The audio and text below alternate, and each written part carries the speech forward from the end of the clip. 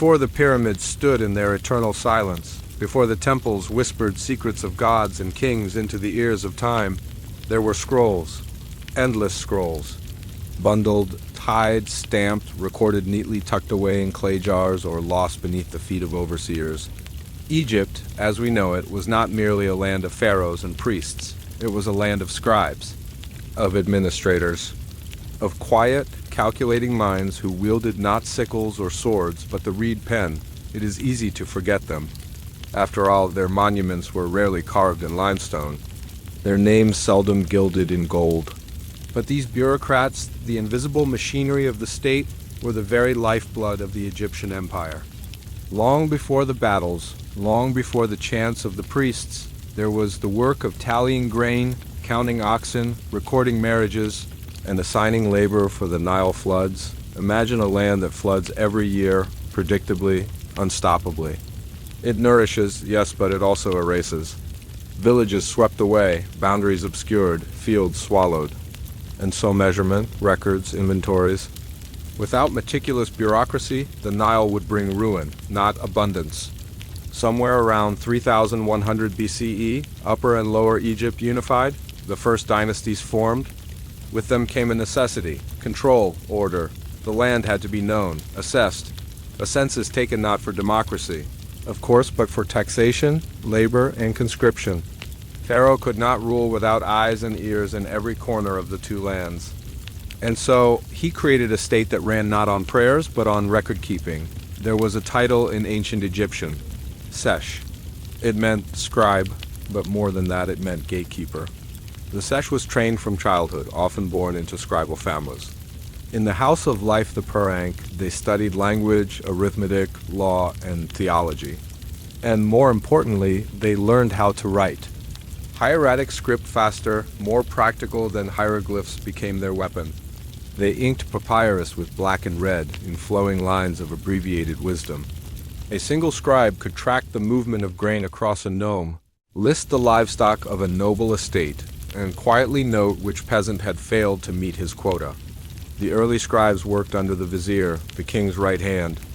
The Vizier, often a noble himself, was both chief judge and chief administrator. His office, sprawling and efficient, kept the state functioning. Every decree, every command, every request for labor or stone or linen passed through his bureaucracy. The Vizier's office was divided into departments. There was the Department of Agriculture, tasked with overseeing flood levels and field boundaries. The Department of Treasury, which counted grain silos and cattle pens.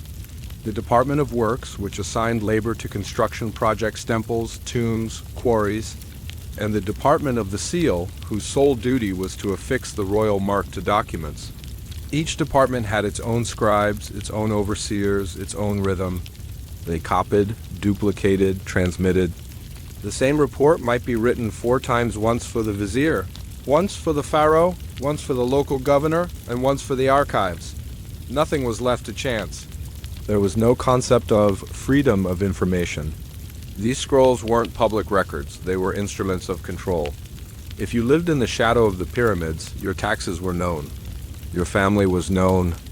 How much wheat you grew, how many sheep you owned, who your sons married, it was all there on papyrus, buried in some clerk's dusty cabinet. And they weren't just keeping track of goods. They tracked people. Laborers conscripted for pyramid building were recorded in detail names, origins, assignments, rations. These weren't slaves, as once believed, but rather state laborers rotated in and out in corvée cycles. And every man had a number, every loaf of bread he was owed, every sick day documented. We know this because somewhere in a forgotten tomb near Saqqara, a wooden tablet survives, listing the days one worker missed his duties with reasons beside each: bitten by scorpion, mourning his mother, brewing beer. But who ensured the scribes were honest? Who guarded the bureaucracy from itself?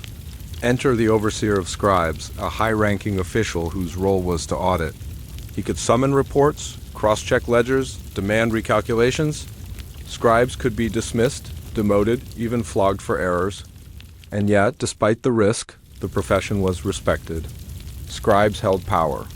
They weren't noble by blood, but they were indispensable. The bureaucracy extended even into the temples. Temple priests managed vast estates, land, workers, livestock, granaries, and the scribes of the temple managed the records. Offerings to gods, sacrificial schedules, inventories of incense and sacred oils, it was all tallied. The gods, after all, required exactitude. If a ceremony called for 17 loaves, not 18, the scribes made sure it was so. And behind all of it, the pharaoh, not just a god on earth, but a CEO, a manager of managers. The palace bureaucracy existed not just to serve him, but to serve his vision of Mamut order, balance, cosmic rightness. Chaos was the enemy, and bureaucracy was the shield. Even beyond death, bureaucracy lingered. Tombs had inventories. Death scrolls were submitted. Offerings were assigned in perpetuity and recorded on stone stele. If a man died without proper documentation, his soul might wander, unanchored, unremembered. We do not remember the names of most scribes, but their hands, their ink, their decisions echo in the silence of ancient Egypt.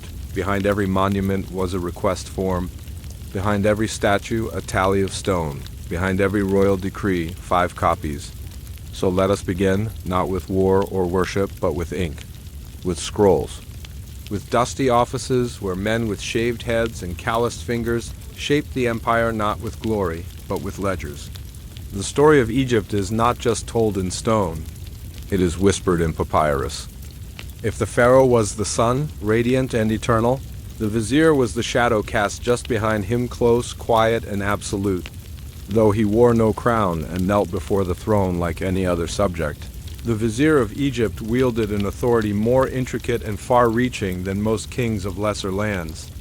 To understand the ancient Egyptian bureaucracy is to trace the footsteps of the vizier Jadi in the ancient tongue.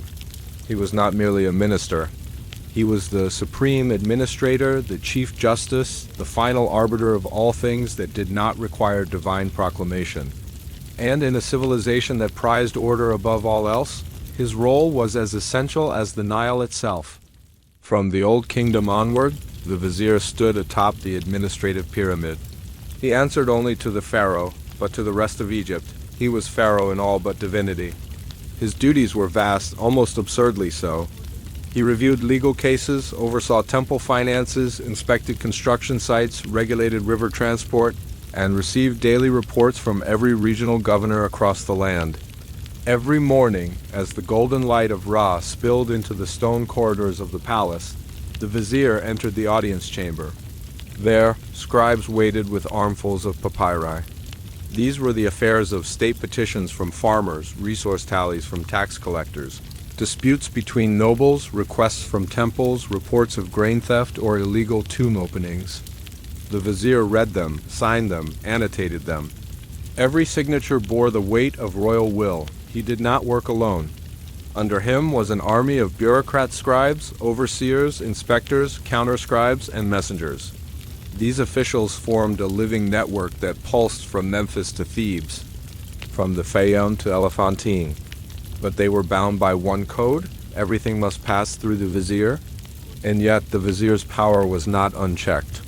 He was held to the highest standard of the Egyptian principle of cosmic order, justice, and balance. Pharaohs could be cruel or weak, viziers could not. Their job was to anchor the nation in predictability. A harvest measured, a tax collected. A worker assigned, the vizier made the grand machinery turn. He kept 2 main offices, one in Lower Egypt and one in Upper Egypt. When the dual kingdoms were governed as a single unit, these twin offices became essential. One vizier could not manage it all. Thus, at times, there were 2 viziers each ruling a half of Egypt, both coordinating through formal correspondence and duplicated systems. The duties of the vizier were famously listed on the walls of the tomb of Rekhmire, a powerful vizier under Pharaoh Thutmose III during the 18th dynasty. The inscriptions, clear and methodical, speak to a bureaucracy of staggering scope. Rekhmire's tomb describes how he was responsible for overseeing the treasury and granaries, supervising building projects, administering justice and court verdicts, monitoring temple offerings, controlling foreign tribute and trade, appointing regional officials, managing scribal schools, reviewing all correspondence to the pharaoh, and most remarkably, he was to hear every petitioner personally without bias, without anger, and without haste. What this meant in practice was a near constant flow of supplicants, farmers whose canals were blocked, merchants complaining of stolen goods, priests protesting a reduction in temple grain allotments. All were heard. All were logged.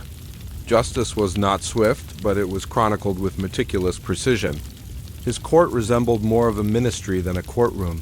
It was a place of paperwork, not passion. No shouting, no oratory, just the scratching of reed pens, the weighing of testimony, and the stamping of seals. A scribe might record, year 18 of the reign of His Majesty. The nobleman Jehudi petitions that the property line of his land has been encroached upon by the herdsman Sobekamhat. Decision, boundaries remeasured, land restored. There were records for everything because forgetting was chaos, and Egypt would have none of that. Even the vizier's personal behavior was codified. He could not enrich himself at the expense of the people. He was not to show favoritism to family or friends. His diet was to be simple, his manner austere. Temples might bathe pharaohs in perfume and alabaster, but a vizier was expected to be the image of humble stability. But the temptation of power lurked always. There were viziers who fell from grace accused of corruption, stripped of title, entombed in anonymity. In contrast, those who served loyally were often buried with honors befitting royalty. Some, like Kagemni and Tahotep, even authored moral instruction texts, guides for future generations of officials on how to lead with wisdom and restraint. And still, behind every bureaucratic regulation, behind every policy, was the hand of the vizier. If the Nile failed to rise, it was not Pharaoh who would face the desperate pleas of starving villagers. It was the vizier who had to explain why the grain reserves were insufficient. If workers mutinied at a tomb project, it was the vizier who negotiated their rations. Pharaoh remained divine. The vizier remained responsible. In many ways, the bureaucracy of Egypt was the vizier's monument. Not a pyramid or obelisk, but a system so enduring it lasted millennia. Dynasties rose and fell, but the vizier's office remained. Today, we walk through the ruins of Egypt and marvel at what remains. But hidden beneath that awe is the structure that allowed it all to function. Without the vizier's daily routines, the empire would collapse under its own weight. Too vast, too complex, too human. The pharaoh may have had the throne, but the vizier had the files. And in ancient Egypt, the files were everything. Not all who served in Egypt's vast machinery of governance held high office. Most began humbly with a reed brush, a pot of black ink, and endless practice on broken shards of pottery. To be a scribe in ancient Egypt was to step onto a narrow but powerful path. It was not just a job. It was a vocation, one that offered status, security, and, for a fortunate few, immortality through the written word. The scribe, or sesh, stood at the heart of the Egyptian state. More than any soldier or priest, the scribe was indispensable.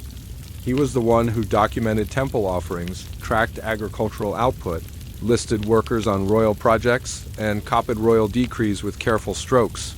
In an illiterate world, the literate man held power even if he wore plain linen and sat on a mat in a shaded corner of an office. Training began early. Boys of scribal families, often the sons of other scribes, entered formal education around the age of 7. There, under the stern gaze of elder teachers, they copied out standard texts over and over again, moral instruction, wisdom literature, official reports. Their writing surfaces were not always papyrus, which was expensive, but pieces of limestone flakes and pottery shards, known as ostraka covered in lines of flowing script. They practiced not the showy hieroglyphs of tomb walls, but hieratic, the swift and practical script used for everyday administration. Later, in the New Kingdom, scribes would also learn demotic, an even more abbreviated system. The goal was efficiency, not beauty. The schools themselves were usually attached to temples, known as Perank, the house of life. These were not merely schools, but sacred spaces where learning, medicine, and memory were preserved. In the minds of the Egyptians, writing was not a secular activity. It was divine. The god Thoth, with his ibis head and crescent moon, was patron of writing and knowledge. Every written word invoked his power. The daily life of a junior scribe was long and repetitive. He copied inventories, calculated crop yields, checked lists of workers and rations, and transcribed letters from officials. He recorded legal decisions and land transfers. He prepared accounts for the overseers and sometimes wrote letters on behalf of the illiterate, and he did so in silence, broken only by the rustle of papyrus and the scratching of brush on surface. A surviving school text from the Middle Kingdom reads almost comically like a bureaucratic recruitment poster. Be a scribe. There is no job without a boss except the scribe. He is the boss himself. And another, the soldier is dirty, the builder is broken. But the scribe? He is clean, he commands. The incentive was clear. Scribes did not break stone. They did not pull blocks in the sun. They did not sow, reap, or labor in the mud of the Nile. Instead, they sat beneath awnings, wielding tools made of reeds and ink. Their bodies remained whole. Their hands, though calloused from writing, were spared the lash and the hoe, yet the work came with risk. A miswritten symbol could alter the meaning of a decree. A botched tally could result in incorrect taxes or missing workers. And errors were punished, not just with correction, but sometimes with beating. Scribes were respected, but they were also watched. At the top of the scribal profession were the great scribes of the king, men who worked directly for the royal court. Below them were the provincial scribes, temple scribes, treasury scribes, and scribes of the granary. Each had a specialty, a chain of command, and a hierarchy. Promotions were possible, but slow. Loyalty and precision were the paths upward. One of the best preserved scribes of Egypt is not a person, but a statue, the famous seated scribe from the Old Kingdom, now housed in the Louvre. He sits cross-legged, alert, brush-poised, eyes wide and intelligent. He does not look like a god or a hero. He looks like a man accustomed to attention and accustomed, too, to watching the world very, very carefully. But perhaps the most poignant evidence of the scribes comes not from statues, but from the mundane, from worker logs, from complaint letters, from miscalculated tax scrolls and notes of reprimand. One ostracon from Deir el-Medina records a note from a scribe to a workman who had missed 3 days. You say your foot hurts.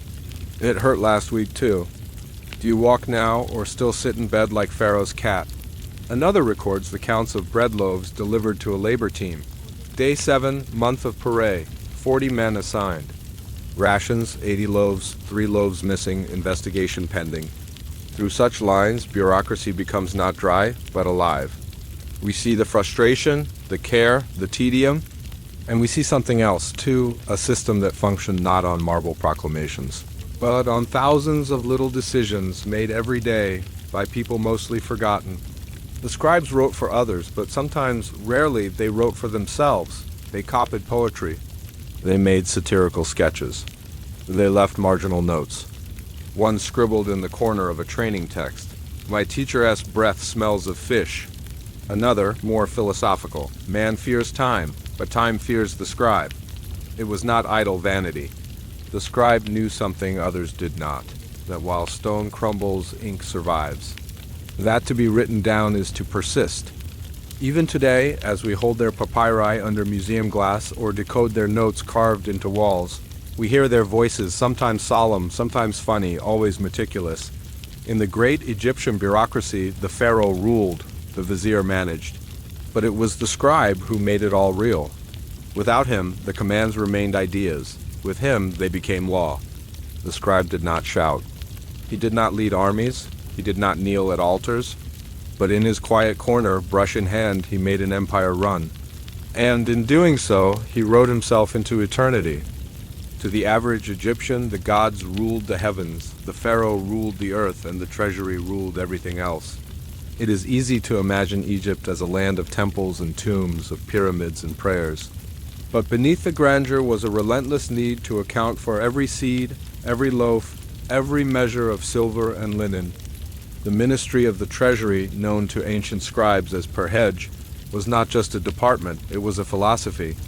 It believed in certainty, in record, in value. It was not enough to grow wheat or gather taxes. One had to know how much wheat there was, where it was stored, who had access, and what it was worth. In a kingdom built on the rhythm of the Nile, the treasury ensured nothing was wasted, not time, not food, not lives. Let us walk into its halls, shaded and hushed, where scribes hunched over wooden desks tallying figures on long strips of papyrus. Every year after the Nile flood, the land was measured. Farmers reported their yields. Taxes usually paid in kind were collected: barley, emmer wheat, onions, livestock, honey, beer, oils. All of it was received into state granaries and warehouses. Tall, mud brick structures cooled by the wind and guarded by men with staffs and ledgers. The head of this operation was the treasurer of the King Imiar per hedge, or overseer of the treasury. He sat just below the Vizier, though his wealth of influence could make him nearly as powerful. The treasurer oversaw not just coin, which was rare in early Egypt, but the very concept of value itself. He determined exchange rates between goods, monitored temple economies, and ensured that the state could pay its debts in wheat, in cattle, in labor. And yes, there were debts. The pharaoh, though divine, required stone to build his monuments. He required laborers to dig canals and erect temples. He required ships to travel, and scribes to account, and armies to march. All of this cost something. And that cost had to be measured. The treasury worked hand in hand with another crucial institution, the granary. The granaries of Egypt were its true banks. Grain, not metal, was the currency of the realm. A man's wealth was often measured in sacks of barley. Grain could be taxed, loaned, borrowed, exchanged, hoarded, or offered to the gods. The overseer of granaries was responsible for ensuring the right balance between collection and distribution. He tracked spoilage. He monitored infestations. He ensured that the rations given to temple workers or labor gangs were fair, and that they matched what had been recorded on the harvest scrolls. The scribes of the treasury were mathematicians, economists, and auditors. They worked with cubit rulers, with weighing scales, with tallies and fractions. The Egyptians had no decimal system, but their mathematics were precise, built on unit fractions and practical calculation. A good treasury scribe could calculate how many jars of beer a temple needed per priest per week, and how much barley that required. In the tomb of a scribe named Dagi, an inscription reads, "I was the one who weighed the silver. I was the one who saw the grain. I was the one who knew the rations of the army." It sounds simple, but behind those statements lies a system vast and delicate. Egypt's economy was centralized, but not static. The flow of goods was constant. Tribute from Nubia gold, ivory, ebony had to be received, sorted, and distributed. Trade goods from the Levant cedar, lapis lazuli, olive oil had to be recorded. When a royal expedition returned from Punt with incense trees and exotic animals, it was not the priests who first rejoiced, it was the treasury who counted each item with impartial care. But the treasury's reach did not end at the palace or the temple. It extended to every village, every field. Regional governors or nomarchs were held accountable for their district's contributions. Their ledgers were reviewed. Shortfalls were investigated. And in times of famine, it was the treasury's records that decided who would be fed and who would go without. There are surviving scrolls that read like early balance sheets. District of Jeru, year 5 of the reign of His Majesty. Wheat collected, 3,420 heket. Wheat distributed, 3,120 heket. Remaining in storehouse, 300 heket. Shortfall from previous year, 210 heket. Explanation: flood lower than expected. Compensation recommended. These were not simply records. They were negotiations with survival. Corruption, too, was a constant threat. The value of grain created opportunity for deceit. A granary overseer might underreport stock, hoping to skim from the surplus. A scribe might falsify a figure to benefit a cousin. For this reason, treasury scribes were often moved from region to region to avoid temptation and to ensure fresh eyes. And when caught, the penalties could be severe: dismissal, flogging, confiscation of property. The pharaoh may have been patient, but the treasury was not. The most impressive aspect of the treasury was not its size or strictness, but its longevity. The same basic structure functioned for over 2,000 years. Dynasties changed. Gods rose and fell. Foreigners invaded. And still, the treasury recorded the wheat. Even in the later periods under Persian, then Greek, Then Roman rule, the Egyptian treasury practices influenced new systems. Ptolemaic scribes still used Egyptian methods to manage taxation. Roman officials marveled at the order and depth of the Nile Valley's bureaucratic record-keeping, and today, we read their scrolls, we examine their accounts, we marvel not just at the great stone monuments of Egypt, but at the invisible architecture, the columns of numbers, the inked ledgers, the logic of a system that kept the kingdom alive. The pharaoh may have received the praise. The priests may have received the incense. But it was the scribes of the treasury who ensured that every project was funded, every worker fed, every god appeased. Theirs was a quiet power, but a power all the same. Measured in grain, weighed in silver, written in ink, and remembered now in silence. Ancient Egypt was not a singular, seamless land, but a mosaic of districts nomes, as the Greeks later called them. Long before Google Maps or satellite surveys, the Egyptians developed an intricate territorial system. Each parcel of the kingdom was defined, named, numbered, and most crucially administered. These nomes were the fundamental units of Egypt's administrative geography. There were 42 in total, 22 in Upper Egypt, stretching along the narrow ribbon of the Nile Valley, and 20 in the broader delta of Lower Egypt. Each nome had its own capital, its own local god, its own governor, and its own hierarchy of scribes and overseers. To most, these divisions are a footnote, but to the ancient bureaucracy, they were everything. A state cannot tax what it cannot define. It cannot defend what it cannot locate. It cannot rule what it cannot name. And so, Egypt named and numbered every inch of itself. The concept of the nome or sepet in Egyptian dates back to the earliest dynasties. Originally tribal or clan regions, they were gradually absorbed into the central state structure.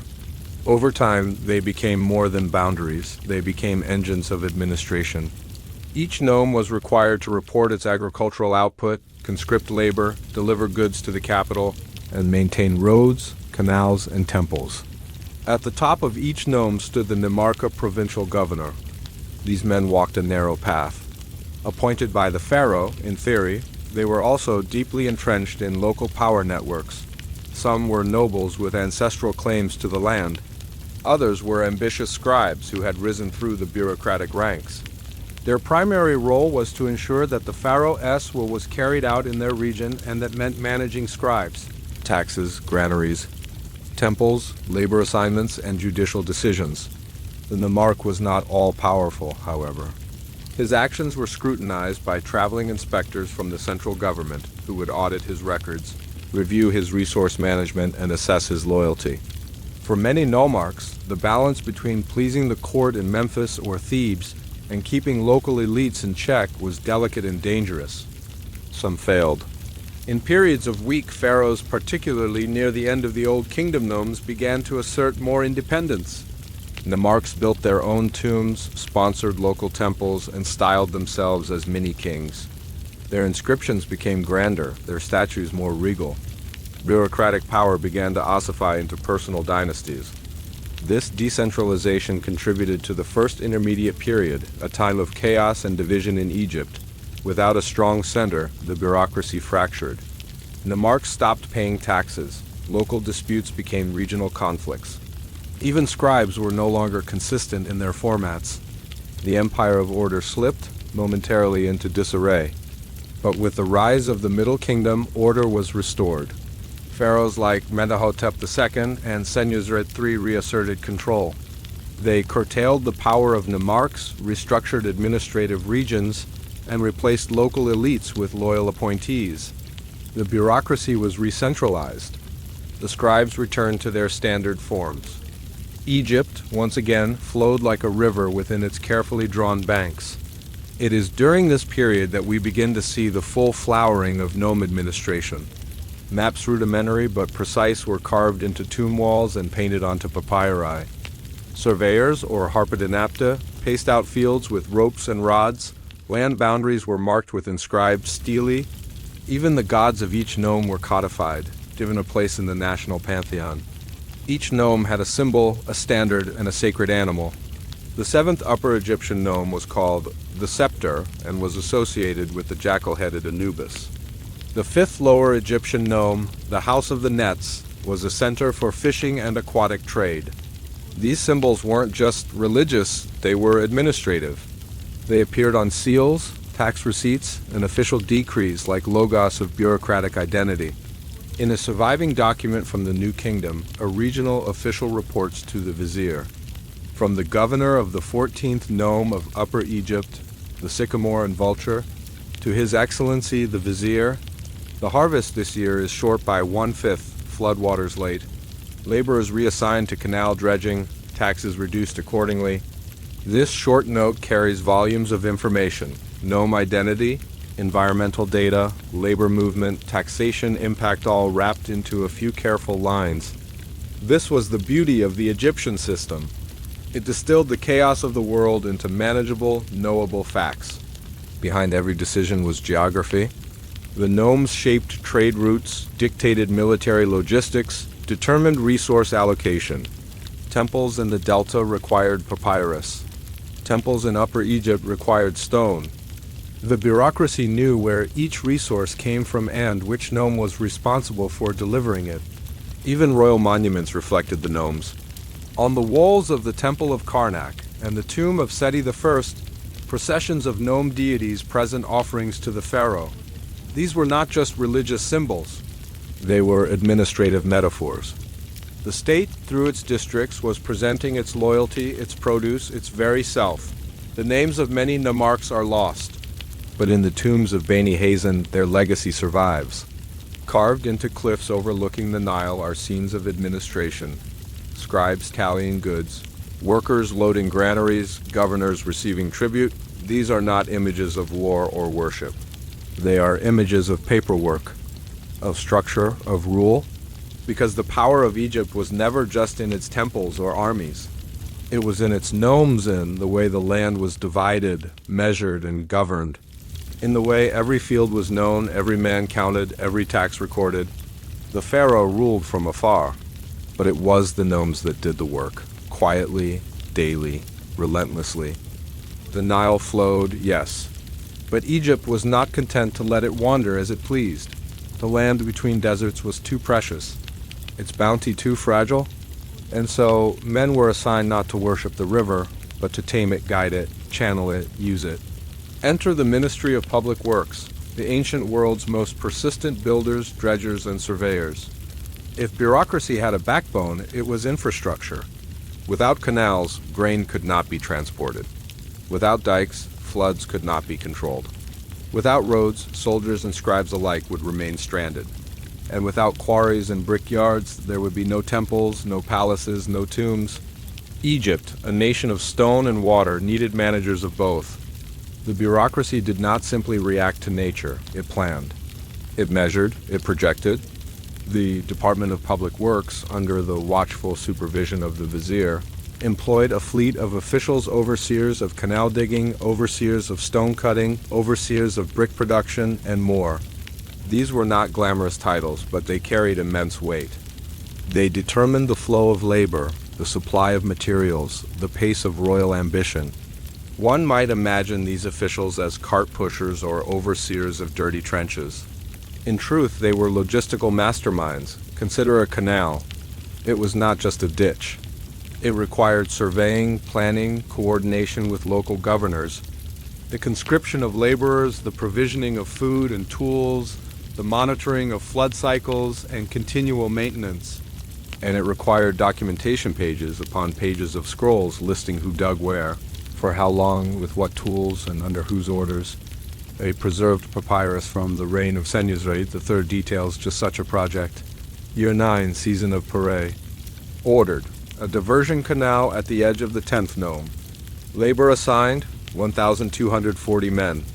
Supervisors, 5. Tools issued, 430 copper picks, 1,200 baskets. Duration, 45 days. Reported flood level, 6 cubits. Obstacles. Bedrock encountered on day 12. Quarrymen summoned. Nothing about this was ceremonial. It was engineering. And it was bureaucratic. The ministry was also responsible for quarry operations, extracting the limestone, sandstone, granite, and basalt used in temples, tombs, and obelisks. Each quarry was a logistical miracle in its own right. Workers lived in temporary camps. Rations were delivered from nearby gnomes. Scribes maintained lists of extracted blocks, and engineers used copper tools, levers, and sledges to maneuver weights beyond imagination. From the great limestone quarries at Tura to the granite pits at Aswan, the work was ceaseless. The pharaoh might decree a temple, but it was the ministry that cut the blocks, floated them down the river, and accounted for every missing tool along the way. Some projects were enormous. The construction of the pyramid complex at Giza, for instance, demanded decades of coordinated labor. Though much remains uncertain, we know that bureaucrats played a central role. There were entire villages of state workers paid, rotated, documented. Scribes recorded deliveries of bread, beer, fish, onions. Laborers were grouped in teams with names like the Drunkards of Khufu or the Friends of Kafur. Their output was monitored. Injuries were logged, absences explained. The Ministry of Public Works issued those orders quietly, persistently. Even routine repairs were documented. In the temples of Karnak, graffiti left by visiting inspectors notes the condition of pylons, columns, and paving stones. One scribe in the reign of Ramesses I wrote, "Stone at southern gate cracked. Recommend replacement before inundation." Bureaucracy, even then, had its sticky notes. There was also a spiritual dimension. Many of the structures overseen by the ministry were religious. Temples to Amen, Ptah, Osiris, each required not just priests, but masons, carpenters, glaziers, and roofers. And all of them were on the payroll. Offerings didn't appear by magic. Sacred barks didn't build themselves. Behind every sacred rite was a bureaucratic record. The temples submitted requests to the ministry orders for wood, copper, incense, pigments. These were reviewed, approved, and dispatched. The temples then returned inventories, showing how much was used, how much remained, and whether the original allotment had been sufficient. The gods, it seemed, required accounting. We even find scribes embedded in work sites. Ostraka from the Valley of the Kings showed daily tallies lists of workers who dug tombs, notes on sick leave, warnings about delayed deliveries of tools. One reads, Month 2 of Akit, Day 15, work began on Western Chamber, picks warned. Request made for replacements. 3 workers absent reason, brewing beer. There is something deeply human about these notes. They are the fingerprint of the state, not its laws or monuments, but its daily grind. The ministry's reach extended into the Nile itself. The river had to be kept navigable. Sandbars removed, banks reinforced.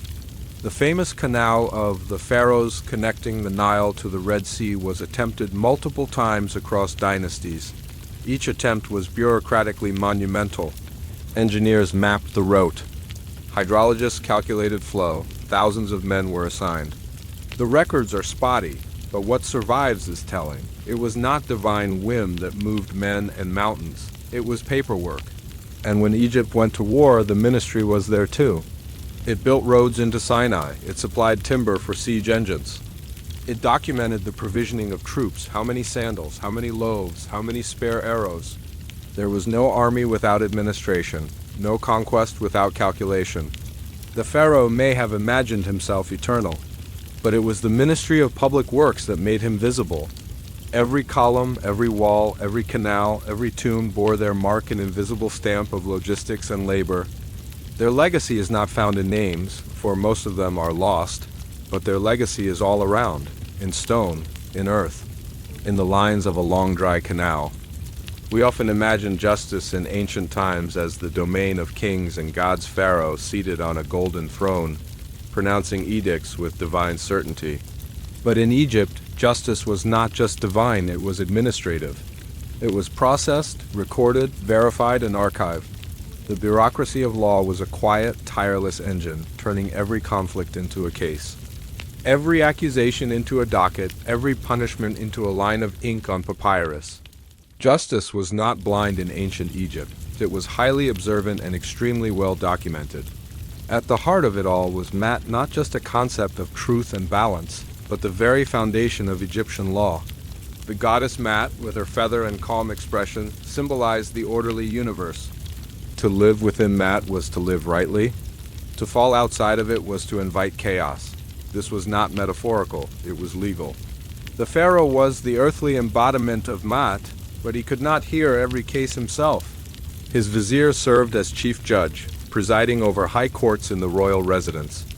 Beneath him was a layered system of regional and local courts, each staffed not with flamboyant lawyers or fiery orators, but with clerks, scribes, and assessors.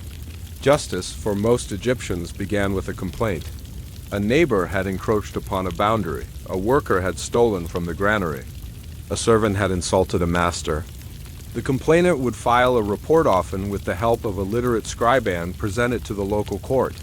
The court might sit in a temple courtyard or in a room within the governor's estate. Its members included priests, elders, and senior scribes, men of standing who understood not only law but administration. The case was read aloud, written down, and deliberated upon. Testimonies were collected, signed, or sealed when possible. Witnesses, if literate, were recorded with their names, ages, and occupations. If illiterate, their presence was still noted, sometimes with a fingerprint or symbol. One surviving court papyrus from the New Kingdom tells the story of a property dispute between two brothers. Their father had died without a clear will. The land, small and dry, had been divided informally, but one brother wanted more. He accused the other of forging a claim. The case was brought before the local court. The document reads, Year 5 of the reign of His Majesty Usermater Setepener, Ramesses II, the petitioner Mena, son of Amos, brings complaint against his brother We. It is claimed We has added a cubit of field beyond his rightful share. The court did not decide by emotion. It consulted land records. It summoned a surveyor. The plots were remeasured. Scribes compared older scrolls with newer ones. The verdict, We had indeed encroached. He was ordered to remove his boundary marker and compensate Mena with a measure of barley. The judgment was recorded, signed by all parties, and filed with the local archives. There were no juries. No trials in the modern sense? Justice in Egypt was administrative, not adversarial. The goal was resolution, not performance, and almost everything was reduced to record, careful, quiet, exact. For more serious offenses, theft from the state, temple sacrilege, fraud, the cases moved upward, sometimes all the way to the vizier's court. These hearings could be more formal. Witnesses were cross-examined. Accused individuals were sometimes held in custody.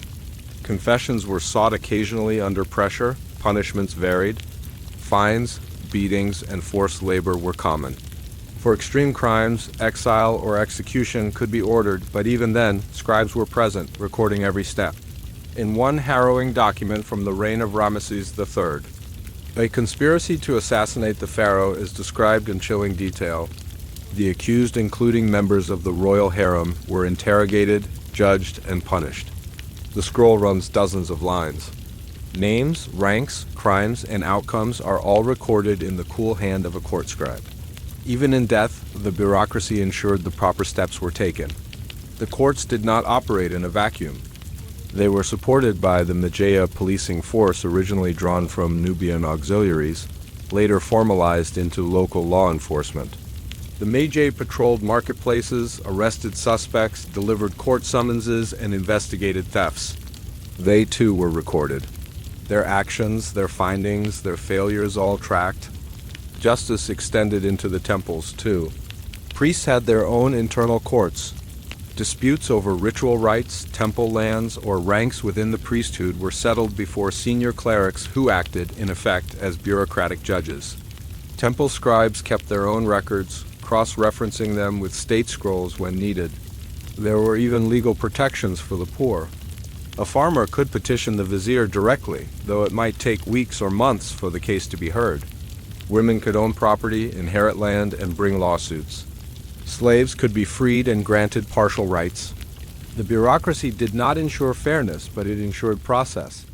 And within that process, some semblance of justice was possible. Not everything was ideal. Corruption occurred. Judges were bribed. Scribes were threatened. But the bureaucracy had mechanisms for self-correction. The overseer of scribes could audit court records. Mysterious discrepancies could trigger a review. and officials who abused their positions could find themselves facing the very system they once controlled. The scribes of justice left behind more than rulings. They left behind a worldview, one in which law was not a weapon of the powerful, but a structure that enclosed all. It was not meant to dazzle, it was meant to endure. They did not wear robes, they wore linen, they did not shout in courtrooms, they scribbled in ink, but their legacy echoes still in fragments of papyrus scattered through museums and storerooms, calm, measured, precise. In ancient Egypt, the court was not a stage, it was a desk, and behind that desk sat the slow hand of justice, patient, quiet, and very, very thorough. In ancient Egypt, wealth did not glitter, it crumbled. It sifted, it spilled between fingers and rotted in damp jars. It was not gold that powered the state, it was grain. And the ones who held the keys to the granaries did not wear crowns, they wielded reed pens and tallies. The economy of ancient Egypt was, at its heart, a grain economy. Barley and emmer wheat were the currency of survival. They fed the workers, paid the priests, supplied the scribes, provisioned the army, and appeased the gods. And managing this vast, perishable fortune was a labyrinth of bureaucratic effort that rivaled the construction of pyramids. At the center of this quiet machine stood the overseers of the granaries, an elite group of administrators who did not build, did not pray, did not fight, but who made all three possible. Their job was to collect, store, measure, monitor, and distribute the lifeblood of the Nile Valley.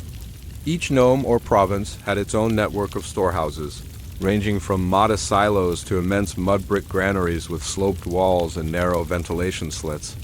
These buildings, some standing 3 or 4 stories high, were architectural expressions of anxiety designed to preserve against pests, humidity, mold, and theft. The bureaucracy feared no enemy more than spoilage. The harvest season, known as Shemu, was a time of frenzied activity. Once the waters of the inundation had receded and the crops were cut, local officials sprang into motion. Teams of measurers and weighers arrived at the fields, carrying wooden cubit rods and balance scales. Farmers were required to surrender a portion of their yield as tax, sometimes as much as 1/3. The amount depended on the land's quality, previous yields, and royal decree. The grain was measured in hecats, a unit roughly equivalent to 4.8 liters. Every farmer's name, location, field number, and yield were recorded. These entries were collected onto scrolls, reviewed, and sent up the chain to regional grain offices. A fragmentary scroll from the reign of Thutmose III records. Field 342, south of the canal, in the 4th nome. Owner, back, harvest, 190 hecate. Due to the state, 64 hecate. Remainder, 126 hecate. The collected grain was transported to the central storehouses, often by boat, cart, or human labor. At the granary gates, the scribe waited. He inspected the sacks. He counted them. He signed them in. If a load was short, the courier was questioned. If the grain was spoiled, the entire village might be fined. There were no excuses. The pharaoh's stores were sacred. Within the granary, every batch was logged. Grain was often rotated to prevent spoilage. Some was immediately redistributed, sent to temples for offerings, to workers' villages for rations, to military outposts for provisioning. The rest was stored under watchful eyes. Each sack bore markings, dates, origins, amounts. It was a system of astonishing precision. The scribes, often young men of noble families trained in the house of life, recorded everything in duplicate, one copy for the granary, another for the central archives. Errors could result in demotion. Repeated mistakes could be considered theft. And theft was not uncommon. Granaries, after all, were targets. Rodents with fur or fingers tried to breach them. Overseers hired guards. They sealed doors with clay and stamped them with official seals. When broken, the seal's impressions were checked. If tampered with, an investigation was launched. A curious ostrakhan from Deir el-Medina tells of one such incident. Night of the 5th day, seal of the western storehouse found broken. Counted 12 sacks missing. Suspicion falls upon laborer Paneb, questioning ordered by overseer. Paneb denies. Wife found baking barley cakes in excess. Investigation continues. The bureaucracy was always watching. But grain was more than food, it was accounting. Payments for laborers were issued in grain rations. A skilled stonemason might earn 5 hecats a day. A scribe, perhaps 7. Priests received regular allocations for service. Even the dead were fed. Graveside offerings of bread and beer were drawn from temple granaries. The temple of Amun at Karnak, for example, operated its own granary staff. Though under religious authority, it coordinated closely with state officials. Ceremonial offerings were recorded in ledgers. How much was used, how much remained, and whether the supply from the royal granaries arrived on time. Temples, like cities, were dependent on this flow. The overseers of granaries became political players. They knew who was hungry, they knew which regions were underperforming. They could delay a shipment and cause unrest. They could redirect one and win favor. The pharaoh, in theory, controlled everything, but in practice, he relied on the ink and figures of his grain counters. The archive of Hekenacht, a 12th dynasty landowner and administrator, survives in fragments. In it, he writes to his steward, "Make certain that the tenant pays in full. Inspect the sacks yourself. Send only what is of sound quality. The pharaoh will not accept inferior grain." Hekenacht's words were ordinary, but they echo a larger truth. The bureaucracy of Egypt was obsessed with consistency. In lean years, when the Nile failed to flood adequately, the grain records became grim. Emergency audits were ordered. Reserves were tallied, rations reduced. In some cases, scribes recorded riots, thefts, even temple plundering. The bureaucracy did not stop the famine, but it measured every bite. To be a grain scribe was not glamorous, but it was powerful. They walked among bags of barley like accountants in a bank. They sniffed for mold, checked for weevils, tapped on sacks for hollow spots. They counted and counted again, and then they wrote. Their handwriting was sharp, efficient, unemotional, but behind every line of tally marks was a quiet triumph or disaster. The difference between full bellies and starvation, between peace and revolt. The granary, like the temple and the tomb, was sacred, and those who served it, though rarely named in stone, were its unseen priests. Every year, the land of Egypt awaited one event, not a coronation, not a battle, but a flood. The inundation, known as Akhet, was the breath of the Nile. When the river swelled and spilled across the fields, it did not bring chaos. It brought life, but life had to be measured, closely, consistently, for in a land where a few cubits of water meant the difference between abundance and starvation, the Nile's rise was more than natural, it was a national statistic, and the responsibility for monitoring this statistic did not fall on priests alone nor on prophets. It fell on bureaucrats. At the heart of this quiet tradition stood the Nilometers, ancient measuring stations built along the riverbanks, designed to record the height of the floodwaters. Some were simple stone wells with vertical markers carved along the inner wall. Others were elaborate step wells, or even temple basins with precise cubit lines etched into the rock. The most famous nilometers stood in places like Elephantine, Memphis, and later on the island of Rhoda near modern Cairo. These stations were not hidden or obscure. They were state instrument stools of the treasury, overseen by the overseers of the Nile waters and staffed by trained readers of the flood. These readers were not prophets in the spiritual sense, they were scribes. And every morning during the season of the inundation, they descended the steps of the Nilometer, noted the water level, and recorded the measurement onto scrolls. The system was astonishingly precise.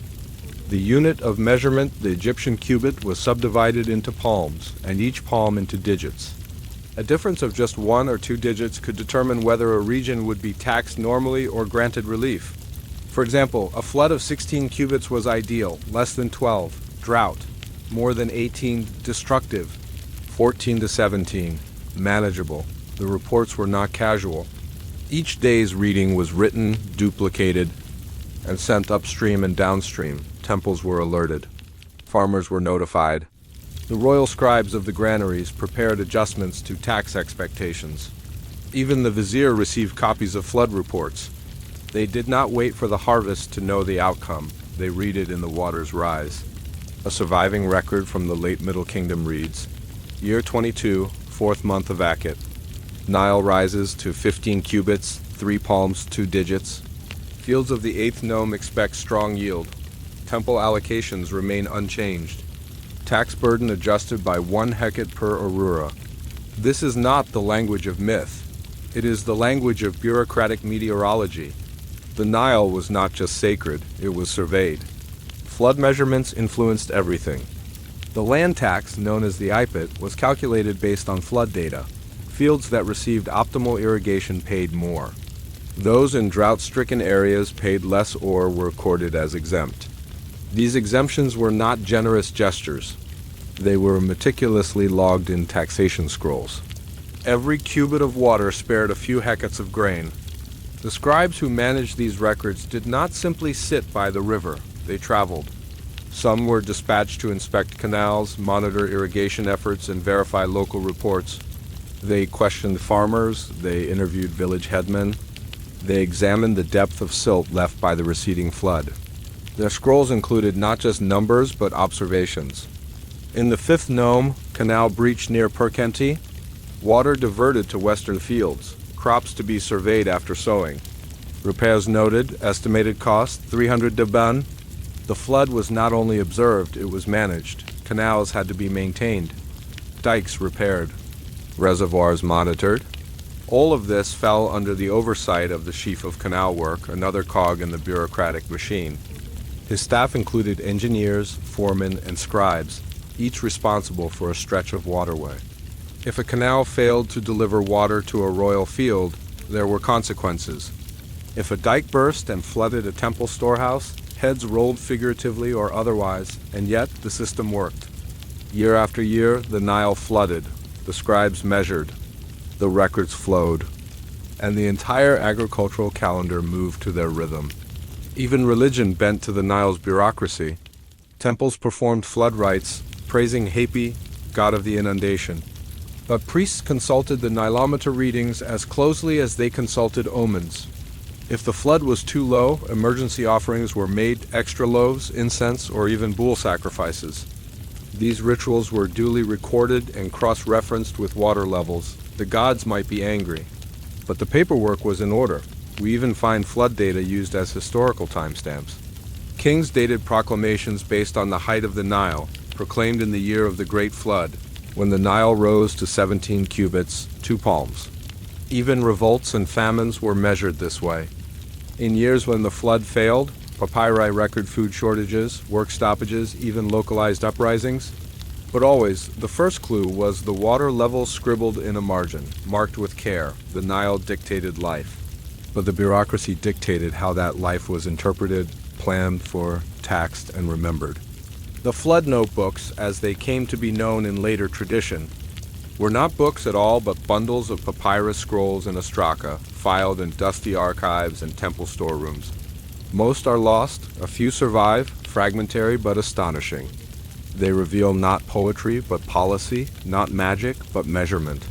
And yet, in their own quiet way, they are sacred text prayers written in digits and cubits. They whisper not of gods, but of good planning. Not of miracles, but of maintenance. In a world shaped by water, it was not enough to worship the river. You had to measure it. In a land where ink carried the weight of command, and silence filled the dusty air between hieroglyphs, there was one sound that echoed louder than any decree, the soft, firm press of a seal into wet clay. No voice, no sword, just an impression. The seal bearers of the pharaoh, once minor functionaries, grew into the spine of the Egyptian state. Their tools were simple, a ring or cylinder engraved with symbols and a lump of moist clay, but their work was absolute. Nothing left an office, a storeroom, or a temple without their mark. They were not rulers, they were not priests. And yet, without them, the government did not move. Seals were not ornaments. They were statements. A seal said, "This document is true. This shipment is counted. This command is not to be questioned." The earliest seal impressions come from the first dynasty, more than 5,000 years ago. Tiny, rudimentary, often affixed to jars or bundles, they carried the name of a king or an official and sometimes the department of origin. As the bureaucracy expanded, so did the complexity of seals. By the time of the Middle Kingdom, the sealing office was a labyrinth of regulation and hierarchy. There were sealers of the storehouse, sealers of the treasury, sealers of the sacred boat, and even sealers of the goose pens. The specificity was not accidental. Every division of the state had its own authorized sealer, and their mark was required for anything to leave or enter. Imagine a shipment of linen from the workshops of Memphis bound for the royal court in Thebes. Before it departed, it had to be inspected by the scribe of textiles, weighed by the inspector of yards, and finally sealed by the sealer of the northern looms. The seal was applied to a rope, a jar stopper, a reed mat, or a folded papyrus. Once dried, it hardened into official proof. If the seal arrived broken, investigation. If it bore the wrong mark, confiscation. If it was missing entirely, rejection. Sealing was not ceremonial, it was procedural. And behind each procedure was a scribe, usually young, trained, and precise, who carried a box of seals, a pouch of clay, and a catalog of authorized marks. Some seals were small scarabs. Others were cylinders that rolled across the surface, leaving intricate patterns. Some bore names of gods, kings, or officials. Others used symbols, pictographs, or sacred animals, but all had to be recorded in the central archive. Unauthorized seals were considered fraud. The punishment was severe loss of title, property, or worse. We know from a surviving fragment of administrative text. The shipment of incense from Punt arrived on the 11th day. Marked with the seal of Intef, sealer of the southern port, counted, weighed, and received. Clay intact, impressions match records. It is not a dramatic entry, and yet it is everything. A whisper of movement in a vast machine. Seals did not only accompany goods. They authenticated communications. A letter from a regional governor bore his seal. The reply from the Vizier bore another. A royal decree bore the seal of the king's chief scribe, sometimes alongside the personal ring of the pharaoh himself. Each impression was a moment of legal magic. A piece of wet clay became law. Even the tombs required seals. When a noble died, his tomb goods were inventoried, packed, and sealed. The doorway to the burial chamber was closed and plastered over with a large official seal, usually that of the overseer of necropolis affairs. If the seal was intact centuries later, it meant the tomb had remained undisturbed. If broken, looted? Many famous discoveries in modern times began not with treasure, but with seal impressions. The tomb of Tutankhamun, for example, was recognized by the royal necropolis seal pressed into plaster, still unbroken after millennia. But seals did more than prevent theft. They ensured process, they recorded time. The clay bore not just names, but dates. Year 8 of the reign of the son of Ra Senusret. Month of Shemu, day 19, inventory sealed by Nebaman, sealer of granaries. Each seal was a time stamp in a world without clocks. And so the seal bearers became bureaucratic notaries of the sacred and the mundane alike. They did not shout orders or raise temples, but their fingers pressed order into the chaos, quietly, permanently. Training as a seal bearer began in the scribal schools. Students learned to read seals from memory, to match them to departmental registers. They practiced the art of applying seals evenly, pressing just enough to leave a clean impression without cracking the clay. They learned to dry the seal quickly in the sun or over a lamp never too fast, or it would crumble. They were taught not just to wield the seal, but to be the seal present, precise, incorruptible. Corruption, of course, existed. In the Wilbur Papyrus, a lengthy land survey document, there are notations of discrepancies between what was sealed and what arrived. Occasionally, two seals from the same office are found with slight variations, evidence, perhaps, of counterfeit stamps. In one rare case, a tomb inscription describes an official punished for using the wrong seal. He bore the seal of the western granary, yet sent barley from the southern field. The Vizier struck his name from the rolls. He returned to his home without title. No drama, just deletion. To lose one's seal was to lose one's place.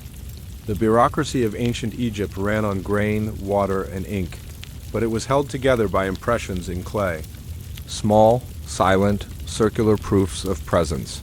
And in a world of divine kings and eternal temples, it was the seal, not the sword, that moved the state forward. When the seal was pressed, the matter was settled.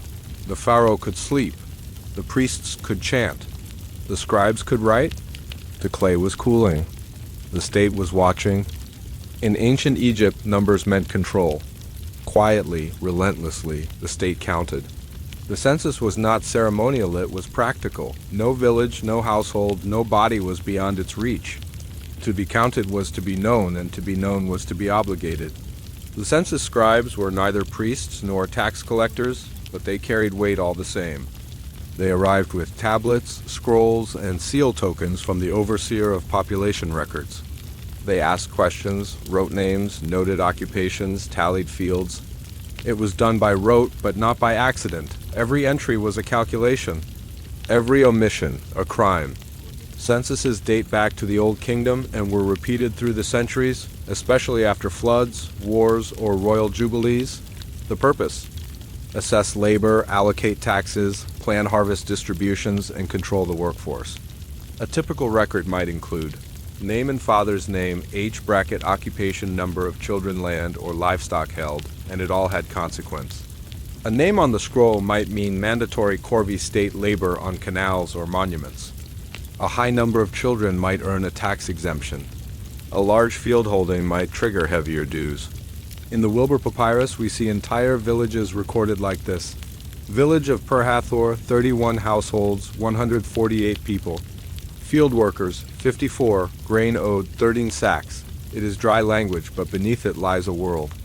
A world of obligation. Sometimes villagers hid family members to avoid taxation. Children went unlisted.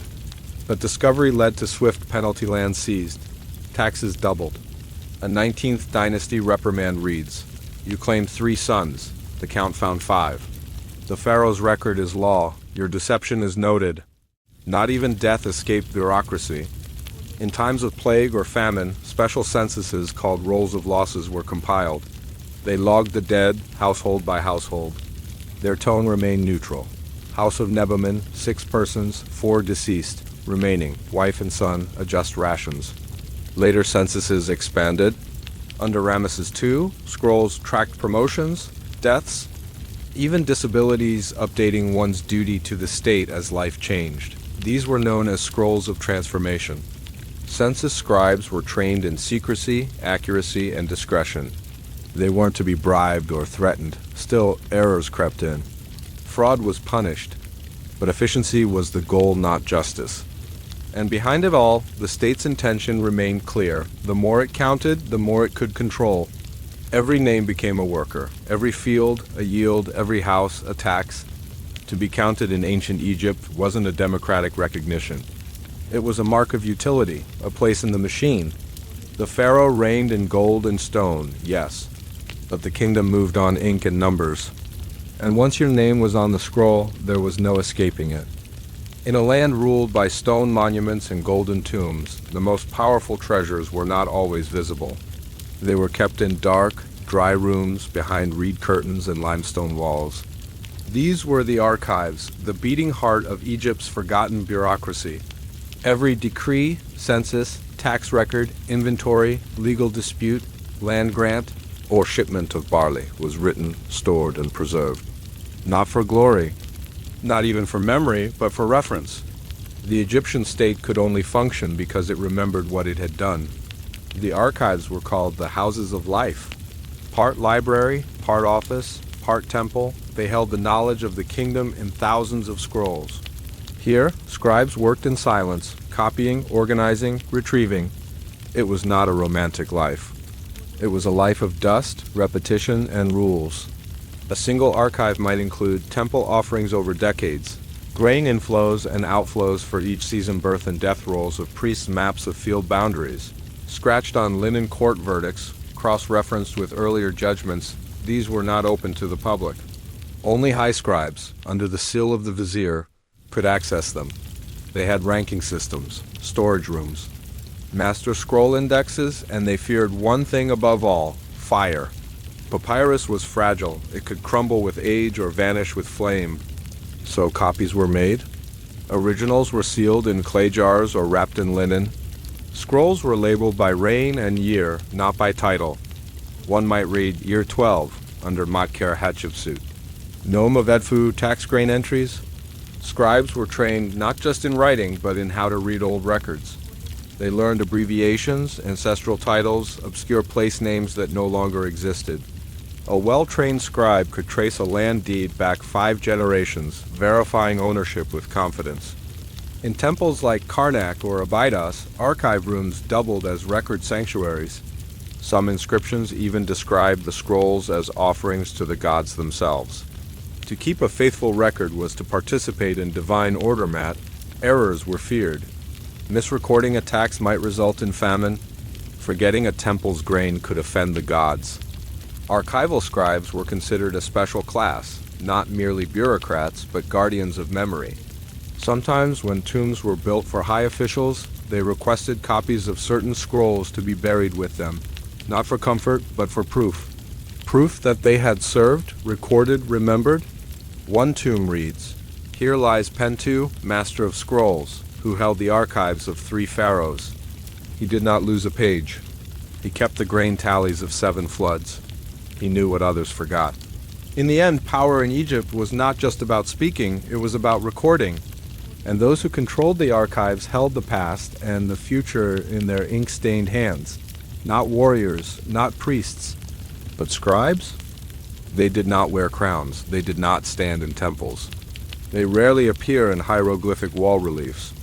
And yet, the ancient Egyptian overseers ruled entire sectors of the kingdom with pens, records, and cold authority. Their names are rarely remembered, but their fingerprints are everywhere. In the massive bureaucratic pyramid beneath the throne, it was not the pharaoh alone who kept the gears of empire turning. It was a network of middle-tier officials known simply as overseers tasked with supervising. Everything from canal dredging and livestock counts to tomb construction and military provisions. They held long, weighty titles. Overseer of the cattle of Ammon, overseer of the granaries of Upper Egypt, overseer of the works of the king. Each post was specific. Each came with a department, a team of scribes, a chest of scrolls, and a small but definite piece of the state's power. They were not appointed by public vote. They were not always born to the role. Most were promoted from the scribal classic careful selection of men, occasionally women, who had proved themselves reliable, efficient and loyal. You did not become an overseer by charm. You became one by precision. The title overseer was not symbolic. It was literal. You were expected to see over things, over harvests, over numbers, over people, over records. If something went wrong, the blame was yours. For example, take the overseer of the granaries. Each year, after the Nile flood, he was responsible for inspecting the fields, estimating the yield, allocating grain to each storage facility, and ensuring it matched the tax expectations. His teams went village by village. Scrolls were copied in triplicate. Seals were impressed. If a granary was found light during an audit, whether by error, theft, or decay, it was the overseer who answered for it. We know from inscriptions that these roles were filled with quiet tension. An overseer's authority came with constant risk. A letter from the New Kingdom warns, to Overseer Pentahotep, "Your scribe reports the ledgers do not match the stores at Perheka. Send explanation before the new moon or the Vizier will investigate. Let not the fault lie with your seal." The tone is formal, but the implication is clear. If the numbers were wrong, so was the overseer. Dismissal was common. Confiscation of property possible. In serious cases, imprisonment. But with this risk came enormous influence. An overseer of labor might control hundreds of workers. An overseer of building could halt or accelerate temple construction. The overseer of the treasury signed off on outgoing gold for foreign embassies. The overseer of cattle could divert herds from temples to the army. They could shape policy with a nod or a delay. And still, the pharaoh's name took the credit. It is a kind of forgotten majesty, an invisible one. Overshadowed by divine kingship, the overseers were managers of a complex organism that could not afford improvisation. Each overseer had subordinates: deputy overseers, junior scribes, warehouse guards, measurement officials, and transport supervisors. Together, they created long vertical chains of accountability. If something failed at the bottom, it traced upward. Always up, titles were detailed to avoid ambiguity. For example, the overseer of the North Grain route, was distinct from the overseer of the South Depot fields. Though both dealt with grain, this precision created redundancies, yes, but also security. A well-ordered state needed its web tight. Even more curious were overlapping overseers. In larger nomes or cities, one area might have multiple overseers with intersecting duties. A shipment of goods destined for the temple might fall under the overseer of temple supplies, the overseer of river transport, and the overseer of tax receipts. Each would seal a document, each would submit a report, each would cross-reference the other. It seems inefficient to the modern eye, but it was, in truth, a system of mutual surveillance. No one overseer could hide a theft. No one scribal unit could quietly falsify an amount. The bureaucracy watched itself. It is not known how many overseers existed at any given time, but in just one tomb, the tomb of Reckmeyer, the great Vizier under Thutmose III, we find mention of over 24 overseer titles, all reporting to him in a long, orderly procession, carved into stone, all men of power, none kings. And still, most names are lost. One might find a broken Ostrakhan ancient pottery, used for note-taking that reads, "Send this to the overseer of works at Hut-Hirieb. The stone is delayed, the barge is mired. Adjust the schedule, notify the temple." Such fragments are like echoes. The overseer never carved his story into a monument. His legacy was in the administration, in things that once worked. In rare cases, an overseer built a tomb that told of his achievements. One such man, Mekeder, was an overseer of the house of Pharaoh. His tomb was filled with small wooden models, boats, workshops, granaries, showing the functions he once oversaw. They are now in museums, but in his day they were proof he managed the invisible empire. Others left steely inscribed with long titles and achievements. I was the overseer of fields in the Black Land. I measured the Nile's bounty, I did not steal, I did not falsify. I filled the granaries of the king, and the people lacked nothing. These were not boasts of conquest. They were affirmations of service. In ancient Egypt, to serve well was to be eternal. In the end, the overseers were the nervous system of the state. They translated royal will into measurable, trackable, and enforceable action. They ensured that taxes reached the treasury, that temples received offerings, that workers received rations, and that scrolls told the truth. They were not architects of glory, but engineers of order, and without them, the pharaoh's pyramid would never have risen. The temples would have stood hollow, and the Nile's gifts would have spoiled. In the bureaucratic silence of Egypt, they were the steady pulse. Overseers not rulers, not gods, but vital all the same. This is a small object, easy to miss, often no more than the size of a thumb, made of stone, clay, or faience. Sometimes round, sometimes cylindrical, etched with tiny hieroglyphs, pressed into wax or wet clay. It was the seal and it was everything. In the sprawling bureaucratic machinery of ancient Egypt, no document, chest, scroll, or warehouse had authority unless it bore a seal. The bureaucracy ran not on ink alone, but on the imprint of power. To hold a seal was not simply a matter of office. It was a statement of trust. It meant the pharaoh or his vizier or the gods themselves, as represented by their temples, had vested in you a fragment of legitimacy. The seals were carved with extreme care. They often bore not only the title of the official, but also the name of the reigning king. Some included divine formulas, given life, prosperity, and health by Omen-Re. Others were more austere, seal of the granary of the southern fields. But each one was unique, no two alike. No substitutes allowed? Once, a document was written, a grain delivery record, a temple expenditure, a land survey. It would be folded, tied, and then sealed. The seal would be pressed onto the closure, into clay or into wax made from animal fat and beeswax. Once hardened, it could not be opened without breaking the seal. A broken seal without explanation was evidence of tampering. The recipient, upon opening the scroll, would first examine the seal. Was it unbroken? Did it match the one registered in the archive? Did it bear the correct name and office? Only then would the contents be read. In this way, a seal was not just a mark. It was a witness, an invisible overseer. Entire workshops existed to produce and manage seals. not just the carving, but the registration. In the Temple of Karnak, there was a chamber known colloquially as the House of Seals.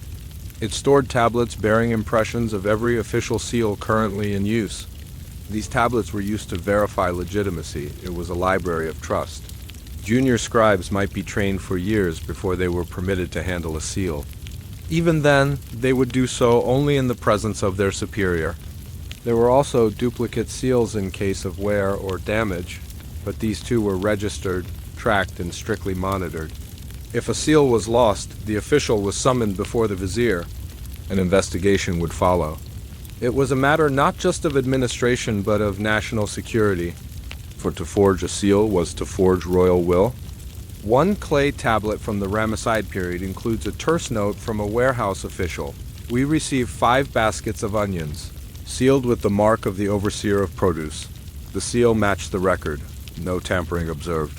Another ostracon, more ominous, reads, "The seal of the transport chest from Thebes was found broken, missing, 20 deben of copper." The guards are being questioned. Seals also extended beyond documents. When goods were shipped, the rope knots were sealed. When tombs were completed, the doors were sealed with the mark of the necropolis administration. When temples received offerings, jars were sealed, ensuring no one drank what belonged to the gods. Sometimes entire buildings bore seal marks, granaries, storehouses, even stairwells. These were not decorative. They were functional. To open a sealed door without proper authorization could be treated as theft or worse, sacrilege. And there was another layer still, the witnessing seal. In multi-party agreements, such as land transfers or inheritance claims, a third party would add their seal not to claim authority, but to testify. Like a signature, some scribes even developed a special formula. I place my seal as one who has seen. These were early forms of notarization, centuries before the concept would emerge elsewhere. Bureaucratic wisdom in Egypt ran deep. Some seals were more powerful than others. The seal of the Vizier could override any subordinate decision. The seal of the high priest of Amun might silence even a local governor. And the royal seal, usually bearing the cartouche of the pharaoh, was final, rare, feared, and never to be copied. One scarab-shaped seal from the reign of Amenhotep III reads, "Seal of the living Horus, mighty bull appearing in truth." It was likely used for royal decrees or messages to foreign kings, a soft press into clay, a hard echo through the state. Archaeologists have found thousands of seal impressions called bulla scattered across temple ruins and abandoned storehouses. Some are preserved so perfectly you can still make out the finger marks where the official pressed them, silent fingerprints of the long-dead administrators of empire. Yet in the end, most names attached to these seals are lost. The bureaucracy functioned more like a machine than a personal story. The seal mattered more than the sealer. It was the office, not the man. And so these tiny artifacts, worn, sun-baked, and forgotten, tell the real story of Egyptian governance, not pharaohs, not battles, not priests, but procedures. And among those procedures, the seal reigned supreme. No order moved, no grain shipped, no tomb sealed without it. In the great, invisible empire beneath the gods and kings, the seal was both sword and shield. Pressed once, it spoke forever. Before the pyramid was built, before the temple was carved, before the field was measured or the granary filled, there was the scribe. He sat cross-legged on woven mats, a reed brush behind his ear, a tablet across his knees, and the quiet burden of the kingdom on his shoulders. The scribe did not command soldiers. He did not own temples. He was not celebrated in statues. Yet without him, nothing in Egypt would move. No order issued, no tax collected, no offering recorded, no tomb planned. In the bureaucracy of ancient Egypt, the scribe was both the foundation and the lifeblood. From the earliest dynasties to the twilight of pharaonic rule, scribes carried the full weight of Egypt's administrative mind. They were trained from childhood in the art of writing, not simply how to form symbols, but how to structure thought, how to make the intangible permanent. Clay and reed, stone and ink, papyrus and memory, these were their tools. To become a scribe was no casual affair. The training schools, often attached to temples or government offices, were strict and slow. A novice spent years copying basic texts, royal proverbs, legal documents, and tax forms. They repeated lines like mantras. A scribe does not starve. A scribe does not toil in the sun. A scribe commands with words, not with arms. The role carried status, but more importantly, it carried access. Scribes entered the heart of the state. They sat in courtrooms beside judges. They stood in granaries beside overseers. They traveled with tax collectors and marched beside the military. Wherever there was something to count, something to track, or something to report, a scribe was there, and they wrote everything, not only the large decrees and temple inventories, but also the smallest details, the number of goats passing through a village, the rations distributed to canal workers, the length of rope used in quarrying stone, the dates of floodwaters rising at each Nile gauge. They were the human hard drives of an empire.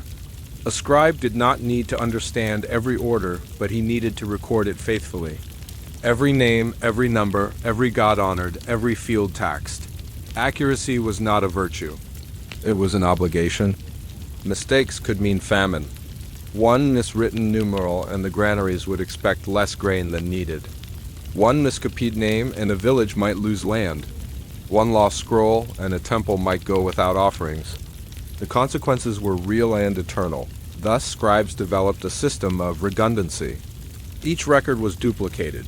One scroll went to the local office, one to the district, one to the temple, and one carefully was archived in the capital. Cross-checking was common. Sometimes a shipment would not be accepted until the receiving scribe confirmed the sender's record matched the log. This was not bureaucracy for show. It was bureaucracy for survival. During the dry seasons, scribes moved with expeditions, quarrying stone, mining gold, traveling with survey teams. In wet seasons, they worked from offices compiling, summarizing, and transmitting reports. Each scribal unit had a head scribe, several juniors, and a set of runners who carried documents between offices. The chain was constant. They were not immune to ambition. Many scribes rose through the ranks to become overseers or even judges. Some, through decades of loyalty, became chief stewards in royal households. And yet, their legacy is not in statues, but in ink. In tomb walls across Egypt, one finds scenes of scribes. They are shown writing, reading, seated calmly while workers bow before them. Sometimes they are presented as serene and superior holding a scroll while chaos unfolds around them. A scene from the tomb of Nebuchadnezzar shows such a scribe, seated with elegance, recording tribute from foreign lands. Gold, ivory, incense, exotic animals, all listed in perfect order under his calm gaze, it is quiet power. Even more revealing are the satirical texts written by scribes themselves. One such text, The Satire of the Trades, is a training scroll for young scribes. In it, the author mocks every other profession: carpenters who break their backs, farmers who suffer blisters, fishermen who face crocodiles. Be a scribe, it says. Your writing is more lasting than monuments. You shall speak for the kings long after their bones are dust. It is pride, yes, but also truth. While pharaohs fell and temples crumbled, the scrolls endured. There is also evidence that scribes developed a professional cultural sense of identity.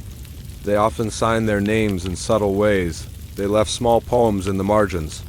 One ostracon reads, I wrote this beneath the tamarisk tree, with the wind blowing strong and my stomach empty. Still, the numbers are correct. They were human. They got tired.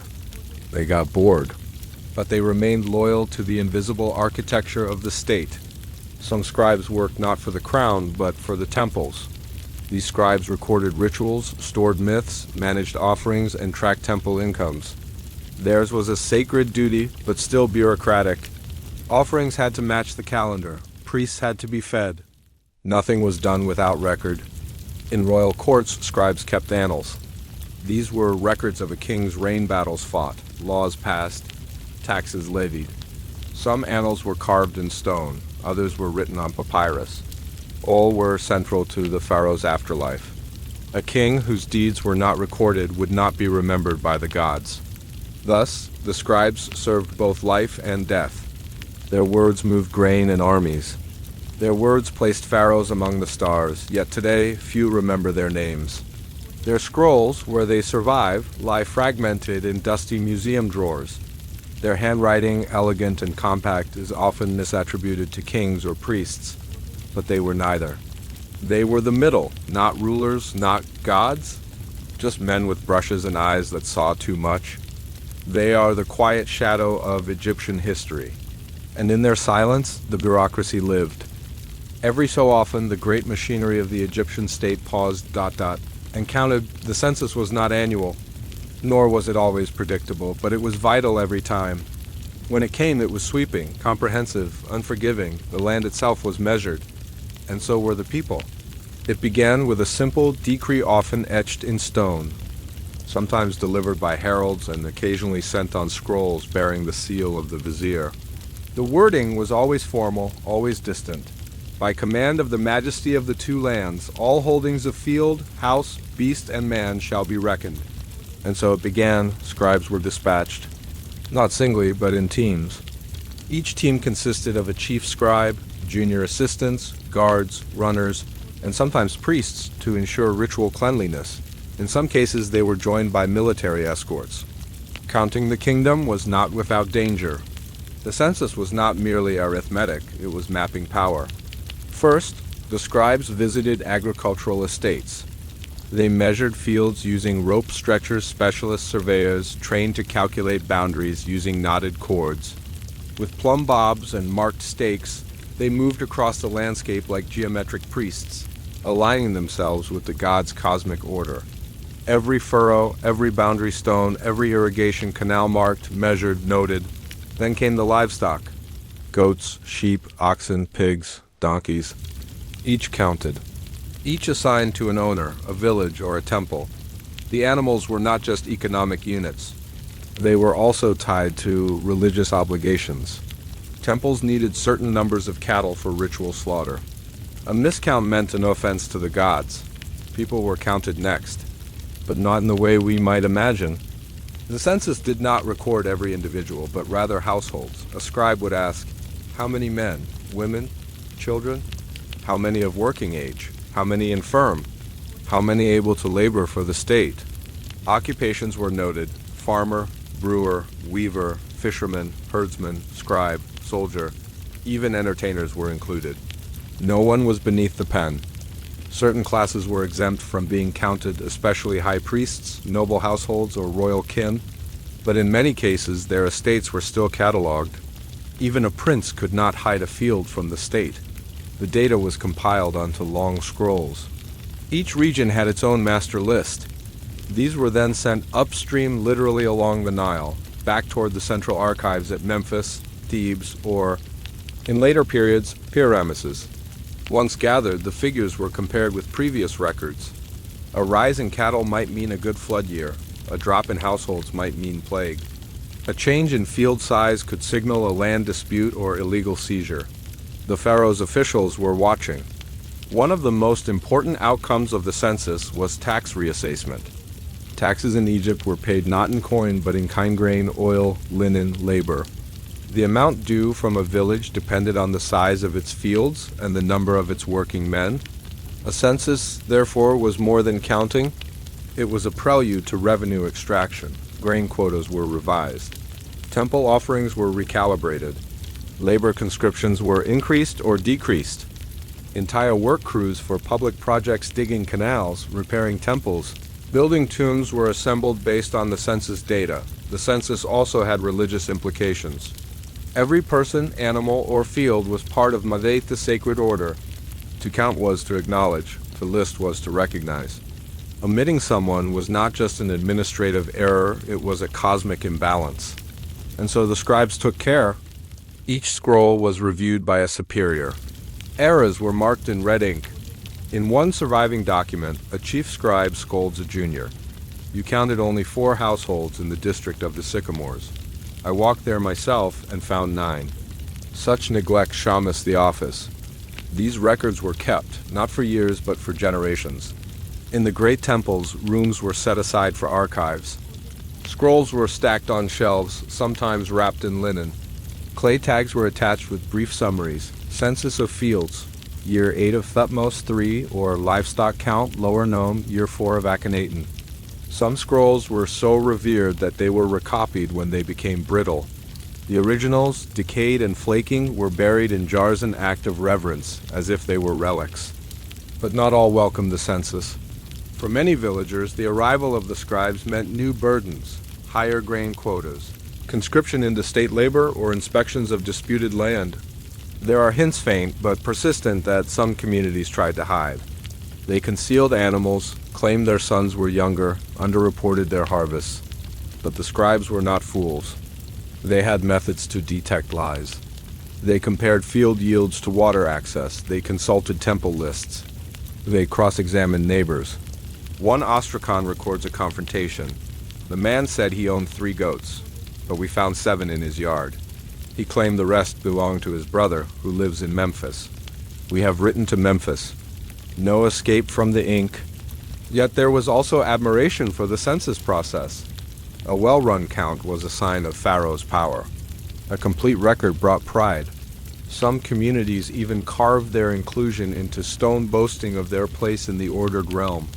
In the year 29 of Ramses the Great, the village of Pur-Henu was counted.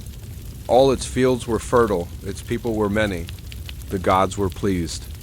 In the quiet shadows of Egyptian governance, the census reveals a bureaucracy that was not passive. It did not merely react to events it anticipated, measured, balanced. It moved slowly, deliberately, but with purpose. The ancient world often seems chaotic, ruled by whim or divine intervention. But in Egypt, there was always a countercurrent, a force of order. And the census was one of its finest expressions. To count a field was to understand it.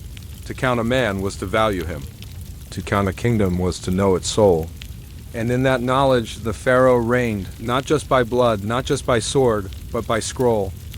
In the immense machinery of ancient Egyptian administration, one figure stood just beneath the throne, but above nearly every aspect of daily life, the Vizier. While the pharaoh reigned as divine sovereign, the Vizier ruled by scroll and seal.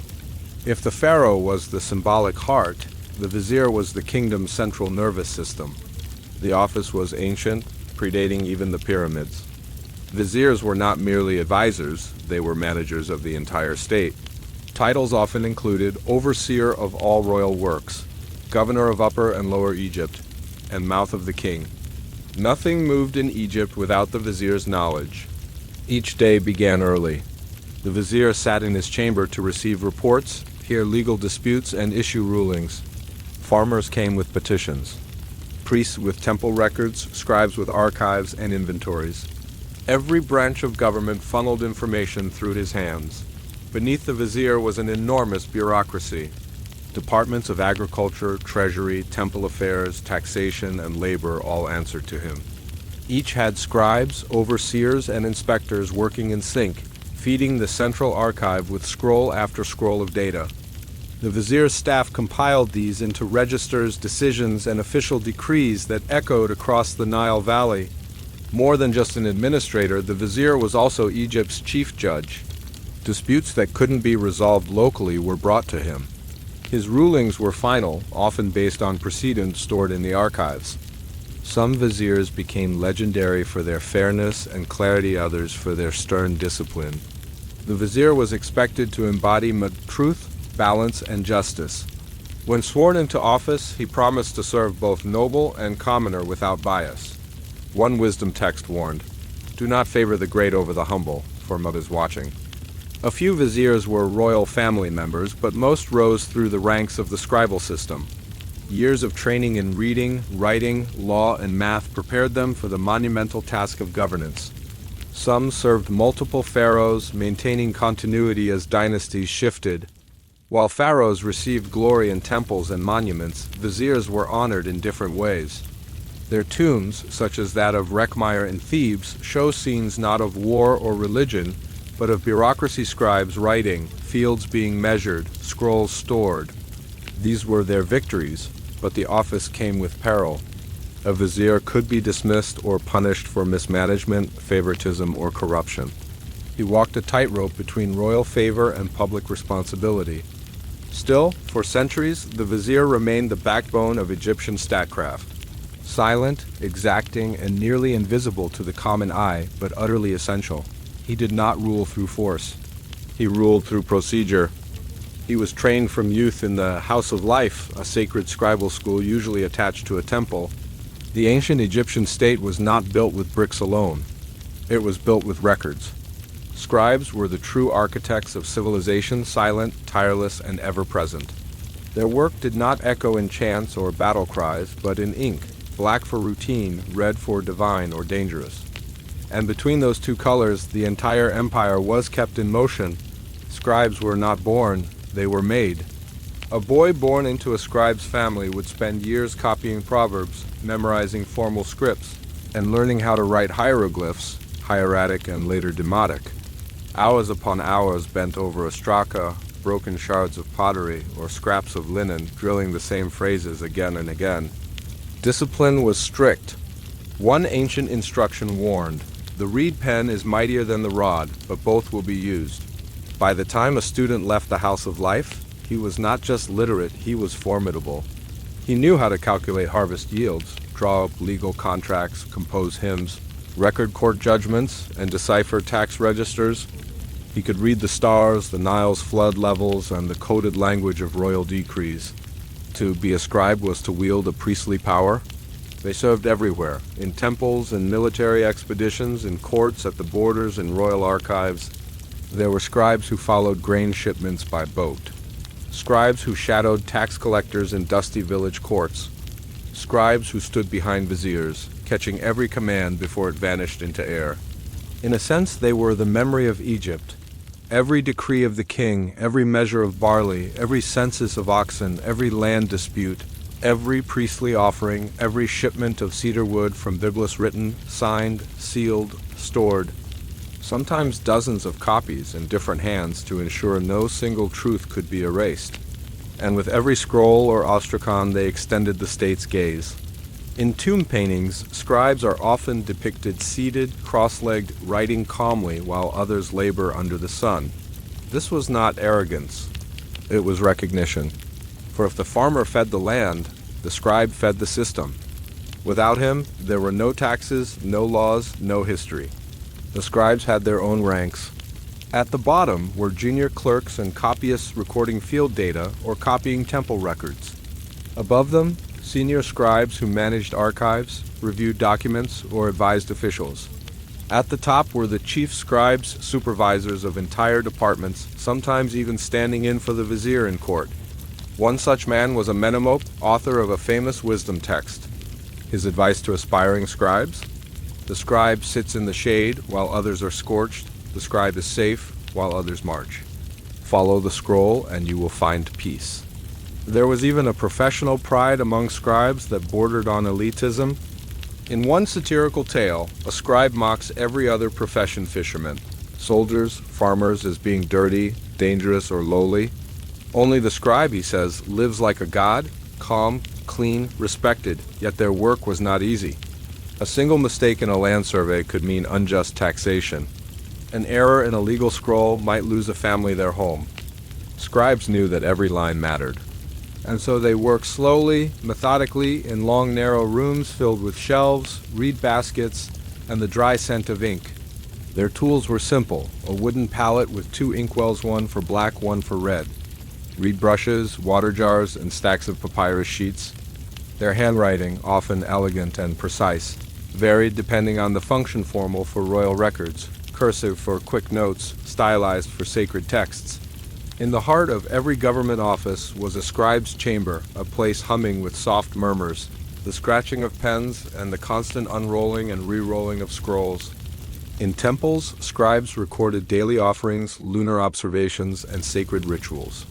In military camps, they listed supplies, soldier rosters, and battle casualties.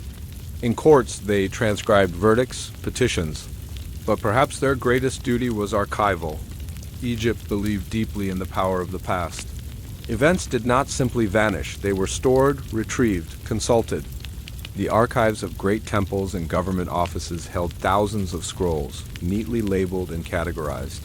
Some were placed in stone niches, others in wooden chests. A well-maintained archive was a symbol of order, knowledge, and divine favor. There are stories of scribes retrieving scrolls centuries old to settle disputes or guide construction. Even in times of drought or rebellion, officials would risk their lives to protect archives from fire or theft. In later periods, Greek visitors were astonished by the Egyptian dedication to record-keeping. One Greek historian wrote that nothing is done in Egypt without a scroll being written for it. And indeed, even death required a scroll. Funerary texts like the Book of the Dead were written, copied, and adapted by scribes customized for each soul's journey. In a strange symmetry, those who recorded the pharaoh's taxes also recorded his path through the afterlife.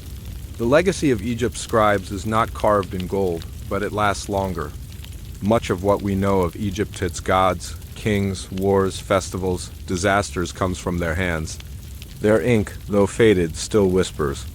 So while pharaohs rise and fall, while priests chant and soldiers march, the scribe sits quietly recording. And in that recording, he rules. At first glance, Egypt seems like a self-contained world. Sand, Nile, papyrus, and stone, all framed between desert and sea. But the truth was more complex. Egypt's borders were not fixed walls. They were porous frontiers, watched, measured, and sometimes moved by the pens of bureaucrats. To govern Egypt meant not only managing what lay within, but also calculating what came from without, from the Sinai, from Nubia, from the Levantan coast, from Libya, and beyond. And to do that, the bureaucracy had to reach past the borders. Foreigners came into Egypt, soldiers marched out. Goods flowed both directions. Timber from Byblus, incense from Punt, gold from Nubia, cattle from Libya. And every movement had to be recorded. In the fortress outposts of the desert, there were scribes. At the border towns of Elephantan and Sile, there were scribes. In boats sailing toward trade missions, in desert caravans headed to turquoise mines, in diplomatic entourages meeting foreign kings, there were always scribes. These men were not warriors, though they walked among them. They carried no weapons, but instead read pens, ink palettes, and scrolls. Their job? Track, count, register, report. A shipment of cedar logs entering Egypt from Lebanon was not just wood. It was an entry in the royal register. How many logs? What size? What trade agreed upon? Who signed the contract? Who witnessed it? Which official sealed it? In the grand halls of Thebes or Memphis, these scrolls would be opened, checked, stored. It wasn't enough that Pharaoh had power. He had to know what passed through his lands. And it wasn't always peaceful. Sometimes border regions were zones of control, ruled by Egyptian governors who were half general, half administrator. In Nubia, the viceroy bore the title King-'s Son of Koshe, a nod to both royal authority and familial command. But beneath him, an entire system of record-keepers, tax collectors, and scribes. Nubia was especially valuable rich in gold. The gold mines were state-run, and each ounce pulled from the earth was tallied. Inspections were frequent. Scribes noted how much labor was used, how many tools distributed, how much gold returned. No nugget was unaccounted for. If a shipment arrived in Memphis missing a single weight, there would be an inquiry. Egypt's bureaucracy didn't just manage Egypt, it projected Egypt. When Egypt signed treaties, it was scribes who drafted the terms. The most famous between Pharaoh Ramses II and the Hittite king Hattusili III was recorded in hieroglyphs on temple walls and mirrored in Akkadian on a clay tablet. It spoke of peace, of mutual aid, of shared borders, but it was also a triumph of paperwork. Border officials had to be multilingual. In places like the Sinai, where traders, miners, and travelers met, scribes sometimes wrote in Egyptian and Semitic dialects. In later dynasties, when Greeks arrived, the bureaucracy adapted again, absorbing foreign names, foreign scripts, foreign laws, but the principle remained. Everything must be recorded. A tribute caravan from Nubia might include giraffe tails, ivory tusks, ostrich feathers, exotic oils. Each item would be listed, described, counted. Priests would bless the goods. The Vizier's office would approve the reception. And scrolls would be filed in triplicate, one for the palace, one for the temple, one for the archive. Sometimes Egypt sent its own emissaries abroad.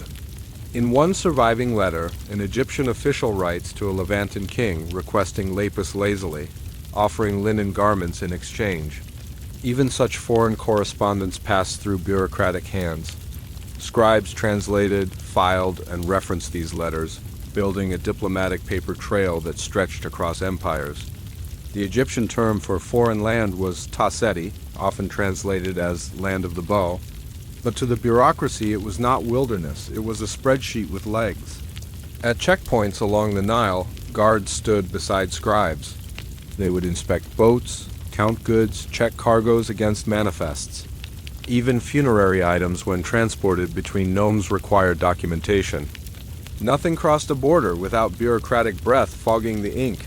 Even spies, it is said, were sometimes disguised as scribes. What better cover for a man passing between lands than a papyrus scroll and an official seal? To the people of Egypt, the edges of their world were shaped not just by deserts or rivers, but by what was known, tracked, and taxed. A village in Nubia was Egyptian if it appeared on the census. A caravan was legitimate if it had an entry scroll. A mountain of gold was pharaoh's only if it was weighed, stamped, and written into the royal ledger. The bureaucracy created legal space where natural borders did not. One tablet from the Middle Kingdom, recovered near the Sinai border, reads, "Let it be known, the copper brought forth on the third day of the season, under the inspection of Overseer Hekemseph, was tallied as 132 deben weight, entered into record, sealed under the sign of the jackal. There it is, proof, not of conquest, not of battle, but of administrative victory." Even tribute from foreign kings was measured. If Pharaoh received a gift, say, a throne inlaid with silver and ebony, it was entered in the records. Not because he needed to prove ownership, but because Egypt believed, if it is not written, it is not real. And when rebellions flared in border provinces, or tribes raided Egyptian caravans, the first response was not always military.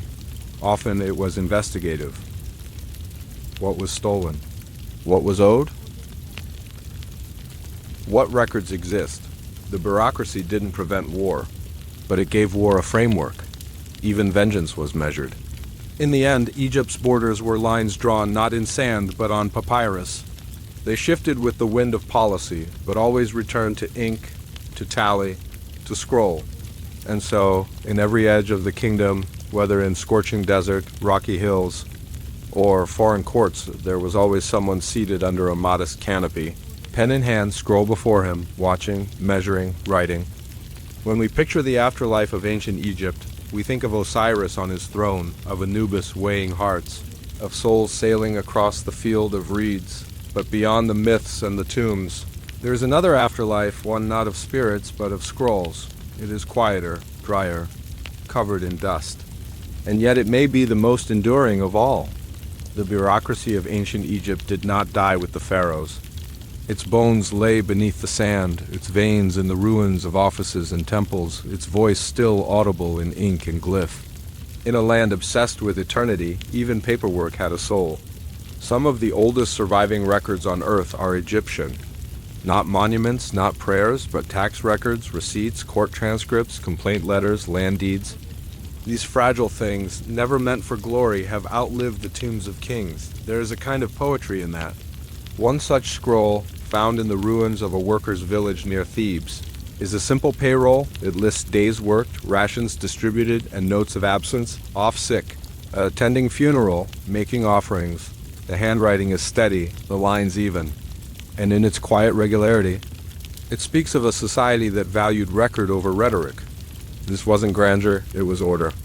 Even the tomb builders at Deir el-Medina, who carved gods into stone, reported to bureaucrats. They were paid in grain and beer, and every delivery was logged. Their disputes were mediated in formal hearings. Their marriages were documented. Their prayers were copied by scribes and stored. For thousands of years, this machinery turned. Through dynastic collapse, through invasions and droughts, the scribes kept writing. The ink darkened, the scrolls multiplied. The archives swelled. And though pharaohs crumbled into legend, the ledgers often endured. In the dry air of Egypt, papyrus can last millennia. That is why today, in museums and collections around the world, There are fragments of Egypt's memory, lists of stolen donkeys, arguments over property boundaries, inventories of temple donations, pieces of a vast invisible world, once known in full by the state. Some of the most moving documents are not grand declarations, but small complaints. A woman writes to the local court. Her neighbor has stolen her goat and refuses to return it. A man appeals to a priest. His portion of bread is smaller than his co-workers. A group of artisans threatens to strike because their rations are late. These are not the voices of kings, yet they are immortal. Frozen in cursive strokes, in dusty rooms, they wait centuries to be heard again. When archaeologists began excavating Egypt in earnest during the 19th and 20th centuries, they often sought treasure, gold, statues, tombs. But what they found in endless layers were documents, tens of thousands of them. So many scrolls were recovered at Oxyrhynchus that teams of scholars have been translating them for over a century and still haven't finished. What emerged from these fragments was not just a civilization, but a civil service. It is now believed that at the height of the New Kingdom, Egypt's bureaucracy employed thousands of scribes and clerks across the land. Their work was decentralized but coordinated. Each nome had its officials. Each major temple had administrative staff. Each district had records. And somewhere in Memphis or Thebes, all of it converged. There were systems for duplication, verification, storage. Papyrus scrolls were labeled with reed tags or tied with string seals.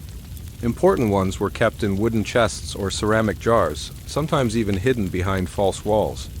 Officials cross-referenced old records before making decisions. In some offices, a mistaken citation could cost a clerk his job. They didn't have computers, but they had memory. When the Greeks arrived under Alexander, they were astonished. Here was a culture with more written records than any they had ever seen. The Ptolemies adopted much of the system. They expanded the archives, added Greek to Egyptian scripts, and brought Egyptian scribes into their own administration. Even under Roman rule, the bureaucratic impulse continued. Scrolls now bore Roman seals, but the ink followed Egyptian traditions. Taxes were still collected, lands were still surveyed. Census scrolls were still updated. The bureaucracy had outlived its founders. But nothing lasts forever. In the later centuries, as temples fell silent and old scripts faded, the scrolls began to vanish. Some were burned, others decayed. Others were reused, their ink washed away, their fibers repurposed for mundane needs. A civilization that once counted every loaf of bread and every sack of barley now forgot where its archives lay. And yet, the desert remembers. In caves, tombs, ruins, and rubbish heaps, thousands of scrolls lay undisturbed for centuries. Some were protected by dryness, others by accident. A single buried storeroom might hold the entire economic history of a town. A forgotten jar in a tomb might contain royal orders sealed with a vizier's mark. Even the scrolls that survive today are likely only a fraction of what once was, but they are enough. Enough to show us a world of lists, tallies, reports. Enough to reveal that power was not just a crown or a chariot, but a brush of ink, a signed form, a completed ledger. In the afterlife, the heart is weighed against a feather. But in the world of the living, truth was weighed against a scroll. If it was written, it was real. If it was filed, it could be found. And if it was found, Egypt remembered. Now, in quiet museum halls and dusty academic libraries, those scrolls whisper again. They tell of taxes paid, of fields measured, of kings obeyed, of scribes forgotten, and of a great machinery silent now that once turned beneath the golden sun, making sense of the world through ink. Not with swords, not with prayers, but with records,